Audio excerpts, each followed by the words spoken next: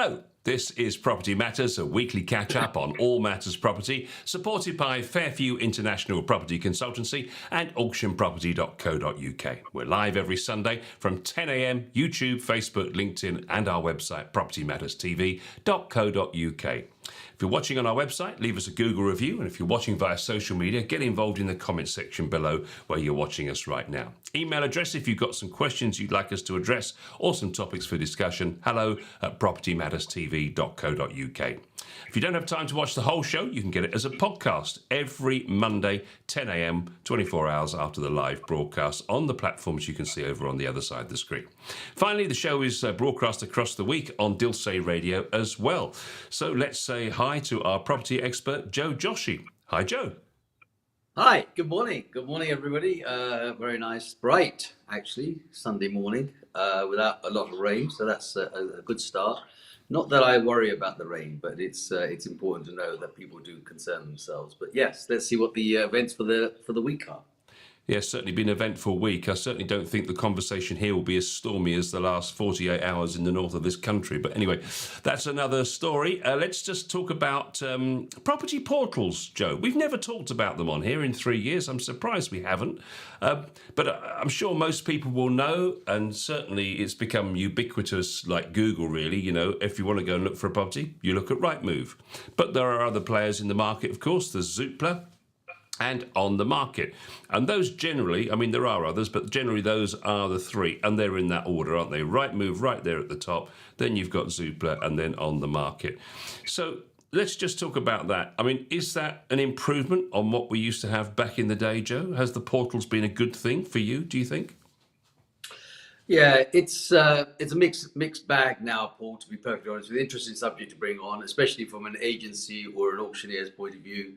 There are lots of things that have dramatically changed actually over the last, I don't know, 10, 15 years, certainly, probably even 20 years since the birth of things like Rightmove, who have gradually become the market leaders.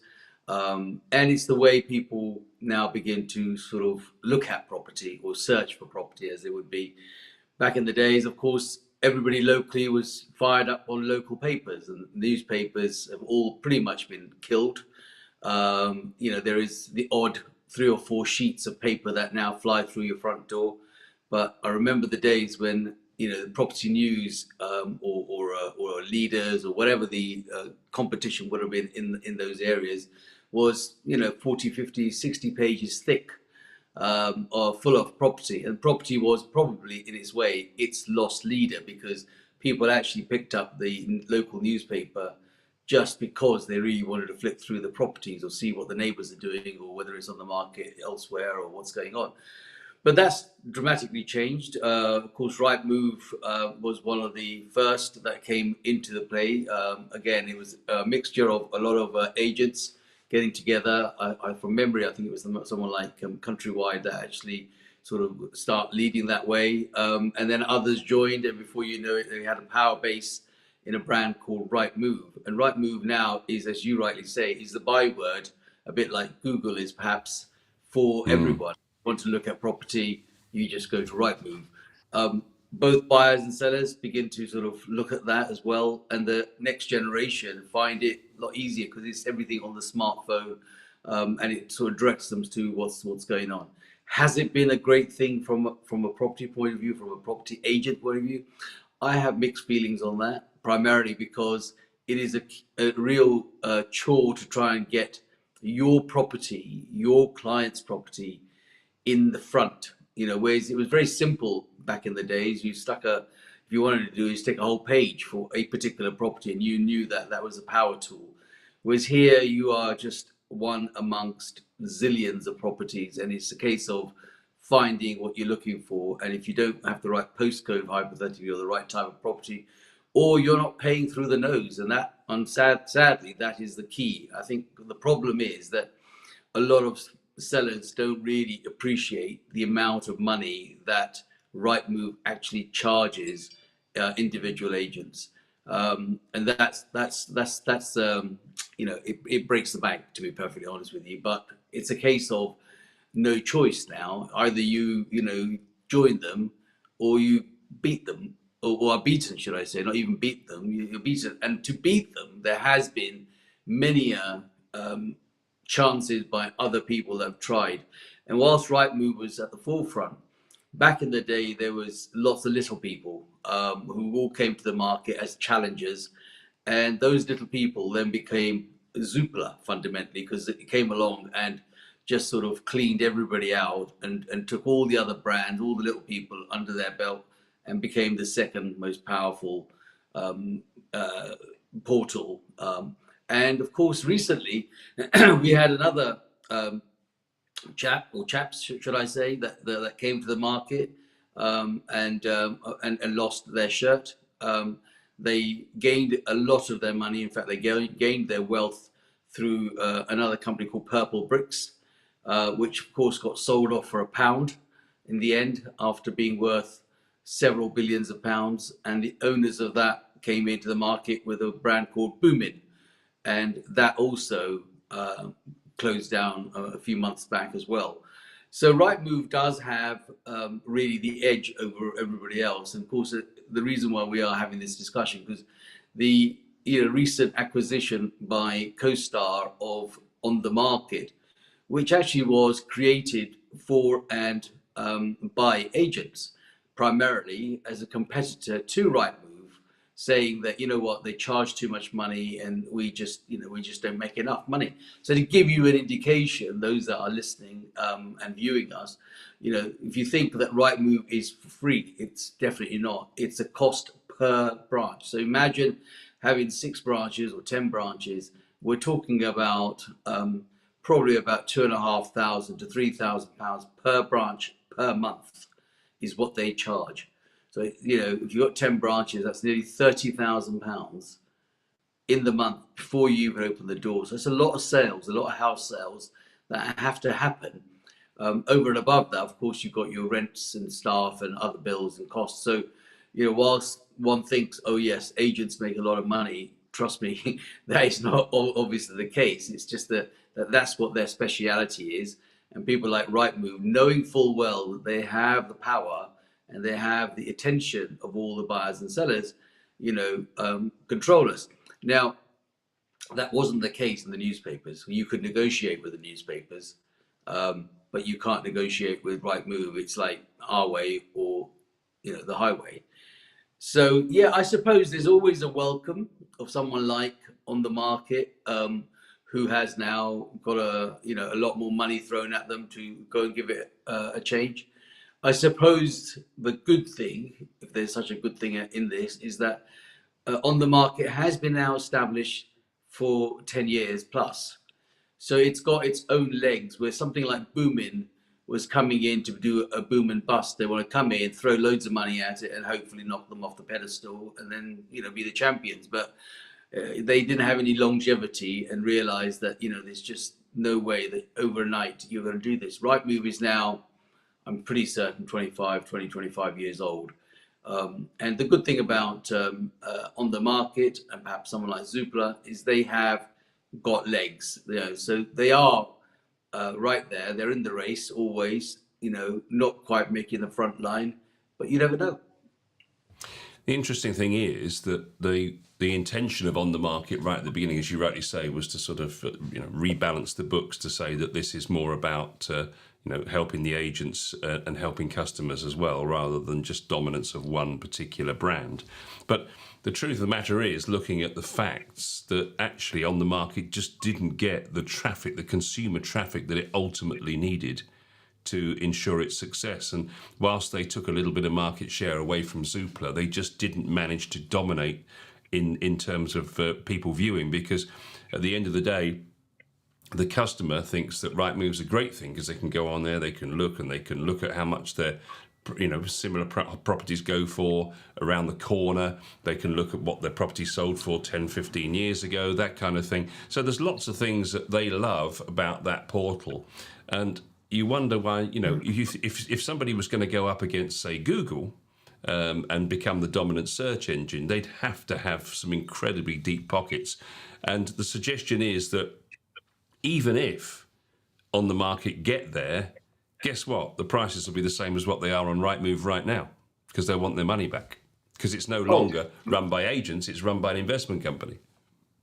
absolutely. And then will come another. I mean, recently I read there's another chap trying to sort of, throw his weight.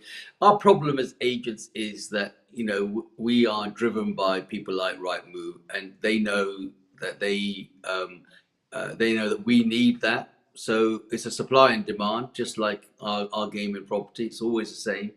The demand is there because agents need that vehicle, and of course the supply is single-handedly Rightmove, and therefore that makes a problem. I do, share the concerns of some of those that have made it about on the market, which was designed for agents, by agents, and to be honest with you, it wasn't that bad. I mean, I think, the way I see it is that they've had. I mean, I'm a subscriber to On the Market and to Rightmove, and when it comes to the crunch, there's probably not in it. Yes, in certain areas, they are perhaps more powerful than one against the other. But I think the branding of On the Market and of course its marketing strategy was probably not as bullish as Rightmove have been.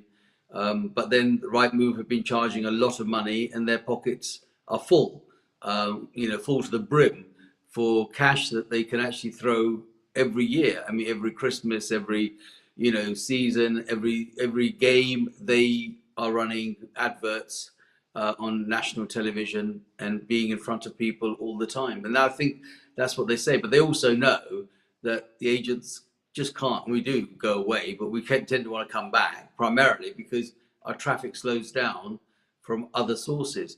Now, I'm not a subscriber to Zoopla personally, primarily because it was the case of one or the other, whether it's On the Market or Zoopla. You could actually go to everybody and find that, you've pretty much seen the same people. So you've got to sort of balance your own books personally.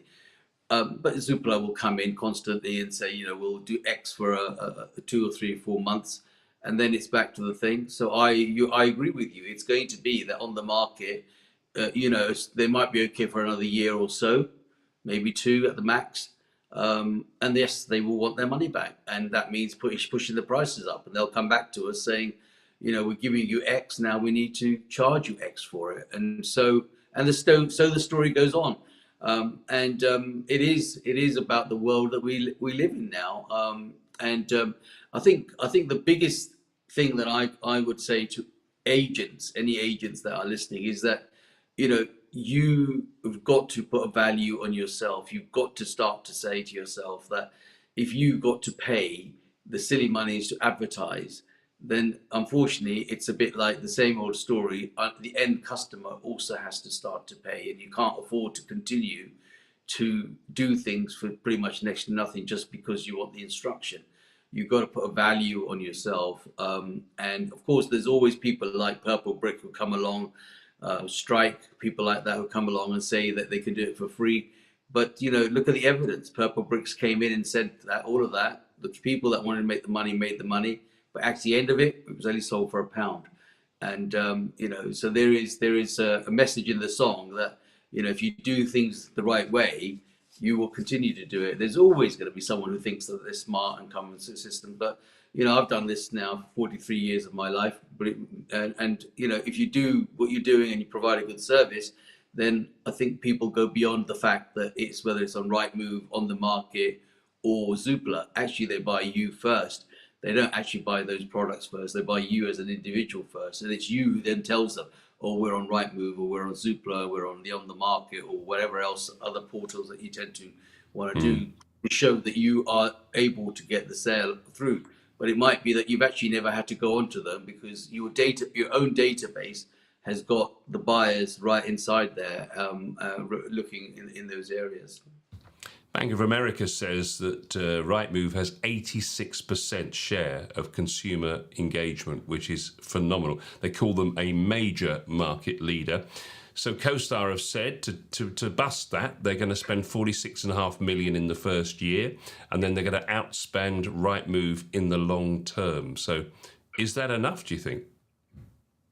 Look, it's the old story about guns at dawn and who's got the biggest purse, and who's the bigger guy in this. But the proof of the pudding will come in the eating at the end of the day. Rightmove has longevity. I'm not going to say to you that I'm a avid supporter of Rightmove because I think they charge a lot of money. I think the system is good enough, but I think, in fact, I think they complicate it. Something sometimes that is pretty simple is complicated by all the tools that they do. You can spend a lot of man hours on Rightmove trying to go through that, and you've got to put a value on your time as well. And when you look at all the products that they do, in some cases, it actually questions whether they need agents, and that's part of the reason the agents, new agents come on board, or people start to turn around and say, we can do this for nothing. We'd rather just go through this route, get onto Rightmove, and we don't need the agents, but they need the local services each time. So I think CoStar may have deeper pockets. It may be one of the richest, and it may be right. We just never know. But I think they've got to throw a lot of energy, a lot of skill at Rightmove before they can actually start to think that they're going to be in pole position. Certainly spooked the market somewhat, didn't it? Because Rightmove's shares fell, I think, 14%, which will give their CEO a bit of a headache this week to say to his nervous shareholders. No, I don't think so. I think that's just an instant reaction that people have because that's the way the markets tend to work. But I think find that he's got longevity in it. Shareholders have been in there a long time. They call it the darling of the city. As far as they're concerned, they know it's going to be a fairly safe bet. And the thing you have to remember about this particular service, Paul, is it is purely a service. It's not a product. They provide a service for agents. Agents provide a service for their customers. We're not actually selling, whether it's like a supermarket, whether the price of bananas is up or down, and whether we can make a margin on that. It is a given fact that you're going to pay, your monthly subscription, and if you don't pay it, you're not going to be on it, or you can't afford to be on it, and that's it really. So they know that around the country, around the UK, and perhaps around the world, national, international real estates all want to subscribe to what is the leader in the market, is Rightmove. So whether it's dropped down by 14% over a couple of days, when the reality kicks in of the, whether on the market actually or CoStar actually do or what they say they're going to do, at that point we might think, okay, Rightmove has suffered, but I think this little 14% downturn in the shares is just a jitter in the marketplace. And I think you'll find that majority of it will bounce back, but that's just my view. Yeah, they can look at a market capitalization of 4 billion, and don't forget, of course, they're operating at a net profit of 74%. So that's phenomenal, isn't it? I mean, an annual growth of 332 million last year, and that's up 9% on the previous year. So I guess it'll be just an annoyance for shareholders that they're going to have to pay more to keep their dominance, aren't they? Because they're going to obviously have to try and outspend the CoStar company as well to try and offset what they're trying to do, I guess. Yes, but I mean, they've had a fairly, uninterrupted life for the last God knows how many years. So it's no harm in shaking them up a little bit because, you get too comfortable. You need to know that there's someone who's going to come and disrupt it. And this is what this CoStar partnership merger buyout on the market is going to do. It did it when Boomin came in. It didn't affect Rightmove at all. They weren't even scathed at the sides on it. It was just like, oh yeah, okay, here's another one that's come along and wants to have a go at us. And because CoStar does have the muscle and the cash, yeah, okay, there's a shake up in the shares.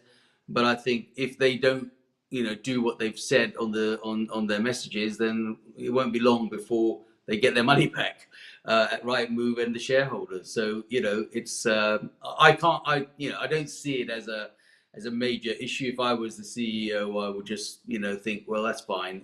Someone's having a go. We've got to sharpen our pencil a little bit, but it won't be long, and probably in the next month, 2 months, a reality check will come in, and then we'll see which way it goes.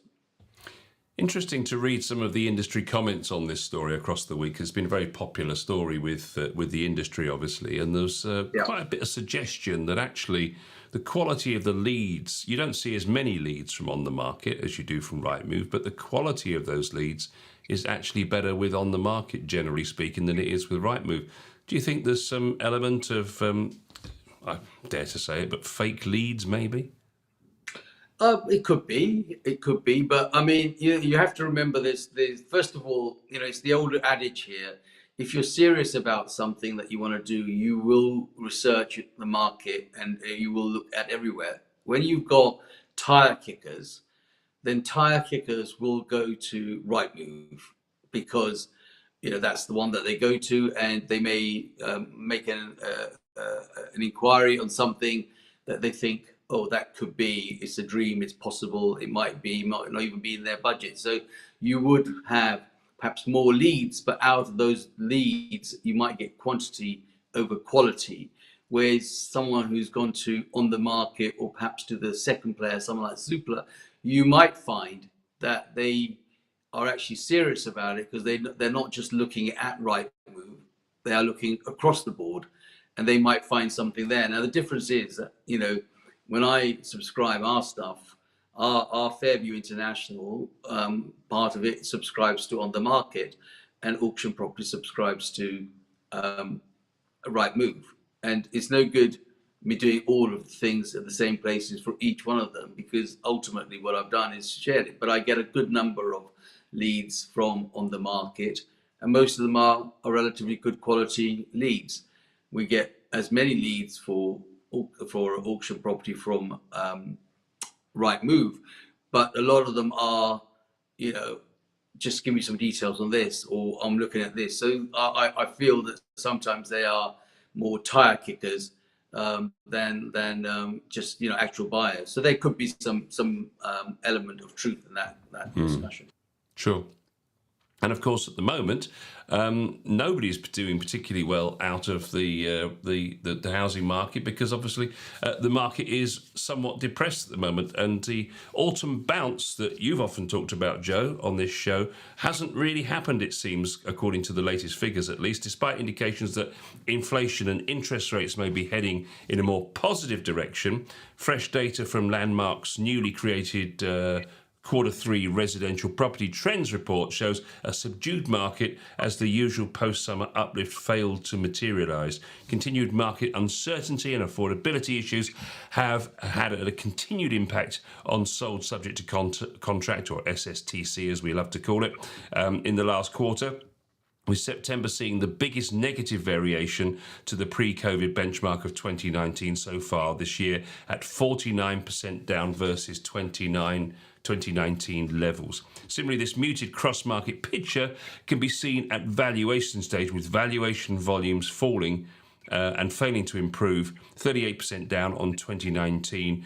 So further demonstrating the affordability constraints home movers are facing.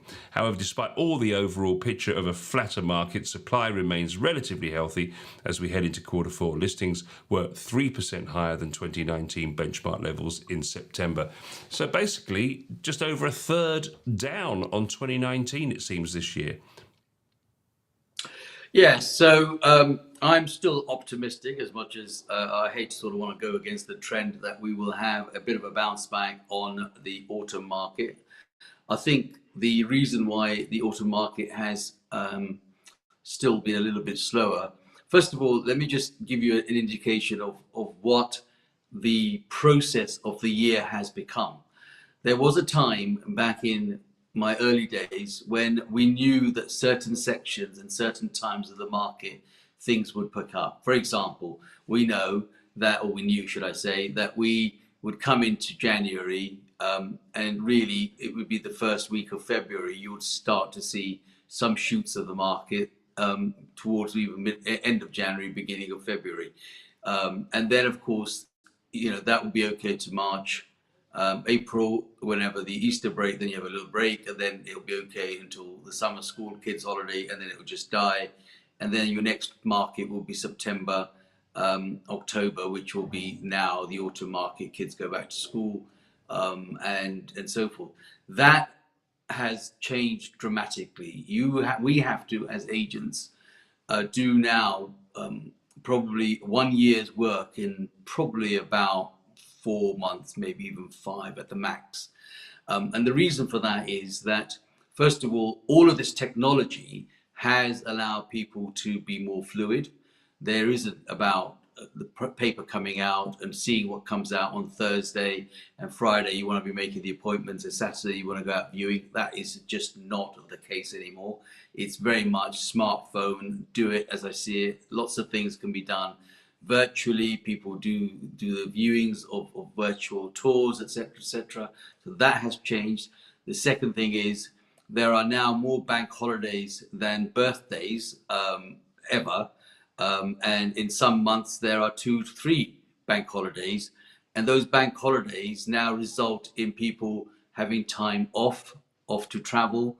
Yes, over COVID that might have been a little bit of a prison, but since then, the minute bank holidays come, people are going prior, a day or so before, and of course over the weekend, and then of course it's extending it into perhaps another time, because they can still do their virtual viewing sitting in America or Dubai or wherever they're going to go to.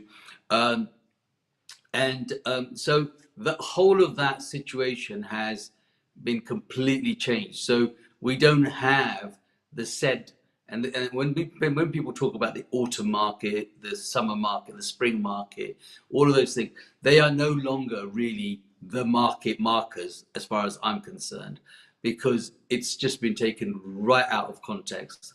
It's now really about what's after the bank holiday, which is, come July, June till September, you can have, I think, 6 or 7 or 8 bank holidays. I mean, you have a bank holiday. If you sneeze, it's a bank holiday. And so for our business, that is a killer. And it is for most people, apart from supermarkets and barbecues, if it's a sunny time. Bank holidays are just no good to us whatsoever. So that takes a huge chunk of our time out. When we look at autumn market, in my opinion, is now dictated by the Chancellor's autumn statement, which has not come through yet, but it will come through probably by the end of this month, beginning of next. And that is now going to be your indicator of what your autumn market's going to be, because we know that last autumn he offered nothing for the property. And during that time to this time, the property market has been slow, because those products, those services, those tax breaks or no tax breaks or nothing offered to the property market was a reason why people have then, I'll wait until I know what the changes are. So there's lots of things that are muted in those situations where people will say now, let's wait until, because there's all sorts of rumors and that these are the possible cuts, these are the possible changes that will happen. And so those are now, in my opinion, the drivers. That's going to give us the autumn, not the fact that the kids have gone back to school on September the 8th, 9th, or whenever they went back, and all of a sudden the whole world, mum and dad, are going to go out there and start driving around looking. No, it doesn't happen anymore. It used to. It does not happen anymore. It is a case of having the right product. The second and third thing about these things are the product. If something is valued and priced correctly, that's fine. Back in the day, there was no comparables. There was nothing to be able to compare with. But Rightmove, Zoopla, and others have provided all the tools to the average person sitting in their couch at home, who can now decide for themselves what the house 4 doors away actually sold for. And they know themselves. They don't need agents fundamentally to do that. It's only about the sales part. But they know for themselves that, is that a good value? And if something is good value, the phone's going to ring. If something is not good value, that they'll sit there and wait until the right price is there, and it will get adjusted. So the whole concept of our business has, in my opinion, changed. And it's been a challenge. I mean, COVID did huge things for our business, good and bad. Bad, we can't do our showmanship as auctioneers, for example. We don't go out there. People now don't go to live auctions because they don't need to go to live auctions. Not because they don't want to, they'd love to, but they just don't need to. So therefore, you have to ask yourself, do we need to do that? They do virtual auctions online, or most of it becomes online, and people, want to view only something that they think is right value. Then you look at the agency side. Well, the agency side, I've just given you a complete version of what has happened. So the markers, in my opinion, have changed. They are no longer a spring market, which we used to talk about. They are no longer a autumn market because the game it has changed. So I think the markers are wrong now. It's interesting that the supply isn't particularly a problem. For example, in September, if you look at 2019 versus 2023, there's 3% more stock on the market than there was in 2019 same month. But when then you look to SSTC, so sold subject to contract, that's 36% down. So we're getting good supply. There's plenty of stuff on the market, but even the tire kickers are not turning up. Yeah, and the reason is exactly what I've just said. In some cases, if they're not priced right and they don't meet the targets, people will sit back and wait until that is the right money and they've dropped. The problem is always, look, when we want to sell, we want the best money. When we want to buy, we want to pay the least money. It's a war. Always has been there. It never changed in our game. And it probably is in many other games, but it's just not at the supermarket till. I mean, if you go to the till and say, look, this pair of bananas was XYZ last week and they're now more, what are you going to do? You can either pay or put them back. They don't care. They're not going to say, oh, well, actually, I'll drop 10 pence because you're at the till. It's not going to happen. But in our business, people wait. It's the most expensive money that they ever spent, the most amount of money people ever spend in their own life. And to be honest with you, all of the, the major goods are things like homes, cars, etc., all luxury goods, unless you're at the top end of the tree within the top 5% who've got, endless money and endless pots of gold, then everybody else is going to wait until it's right for their pocket, it's right for their budget. And that is where there should be a lesson for all of the agents, that they got to be clear and concise about what they're doing. Their clients will say to them, look, the house down the road sold for XYZ, I want to try it for that money.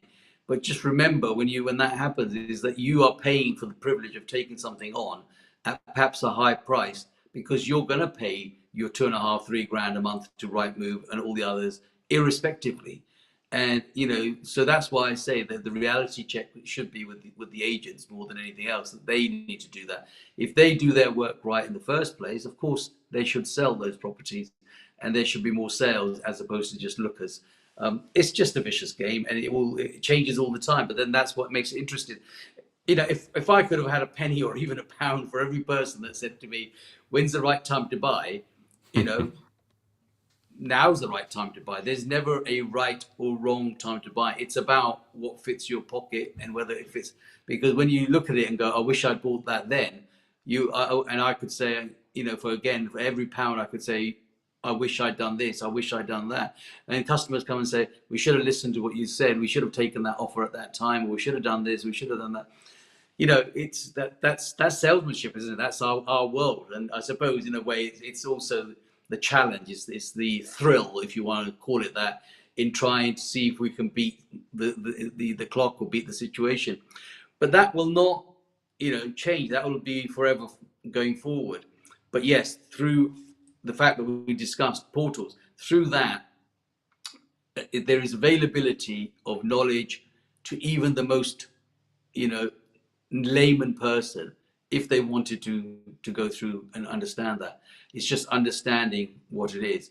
But I'm a firm believer that people buy people first. And if they, if they like you and you convince them, and that you're giving the right good advice, and actually you can actually sleep at home, think to yourself, you've done the good thing, then you will win the business. But I think all of the things that we look at, especially here in terms of numbers, yes, there is now a good supply, but the demand is down. But I'm still convinced, and I'd be happy to stand by my conviction.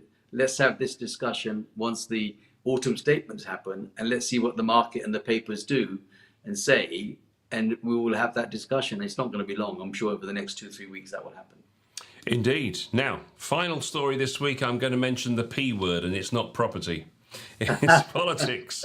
It's politics. And whilst we try and be politically free in terms of any kind of persuasion on this particular show, very important to us. But this piece by Russell Quirk, who we've featured on this programme before, because he does bring up some interesting topics. And obviously this last week, with the two by-election results spectacularly swinging towards Labour, and all the analysis suggests that these are similar indications to what happened in 96 ahead of 97's win for Tony Blair. So there's a lot of suggestion that it's Keir Starmer's time. And the question, of course, being asked here quite rightly by Russell Quirk, well, if it is a Labour government, what's it going to mean for housing and property? And he does actually quickly look back at the last 13 years of the Tory party in terms of property. And he lists a number of achievements. Housing targets missed by light years, and then those same housing targets eradicated. An assault on landlords resulting in 35% rental stock availability. A social sector in crisis with only growth seemingly being ceiling mould. Housing prices dipping, no, not crashing, for the first time in 15 years, and mortgage costs hiked. More housing ministers in post than they've had years in government, and planning reform as well as rental reform, both bottled over and over again. There's really not much to be proud of there, and to be frank, there isn't much you can disagree with there. But they also mentions the fact that, for balance, that under Tony Blair, they had John Healey as housing minister in 2008-9, and Labour achieved the worst year for new build output in decades. And I suppose the truth of the matter is really, and again, trying to keep the balance fair here, Joe, the truth of the matter is that it doesn't matter what colour your government, they just don't understand property. Yes. I tend to agree with that final statement of yours there, Paul. And the reality is, we have tried to not be politicized in these things, but unfortunately, our business is fundamentally a, should I say, yo-yo or a ping pong ball that has been used by consecutive governments, be it red, blue, yellow, or whoever you want to be. And the reason is that they know, and we now know as property agents, and they know that this is a huge driver in what they do, which is why I say that from last autumn to this autumn, there was nothing on the table at all for the property market. And when you look at all of the minuses and pluses that Russell is pointing out, they forget. And the problem with our people in this country is we have such a short memory. 2019, 2020, 2021, even throughout COVID, the housing market did above and beyond probably the Richter scale to what people did, and nobody was working.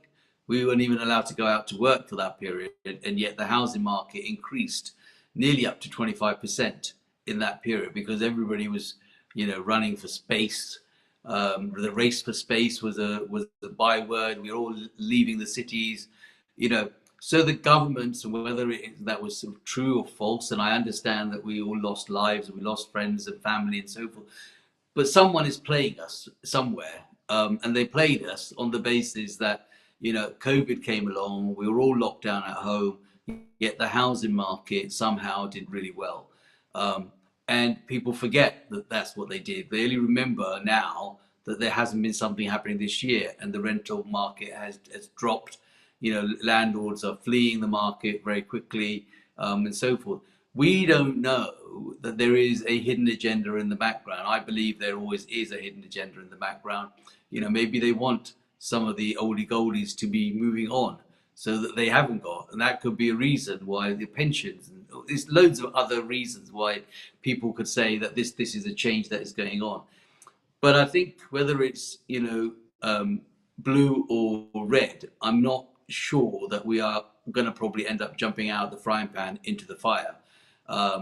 And none of them, in my opinion, at this moment in time, have offered anything particularly buoyant or strong or convincing that that's what the future is. If Starmer is the man for the job, I have got my own jury out on that. primarily because I believe that he, as an individual, has nothing to offer. His, team are not particularly fiery.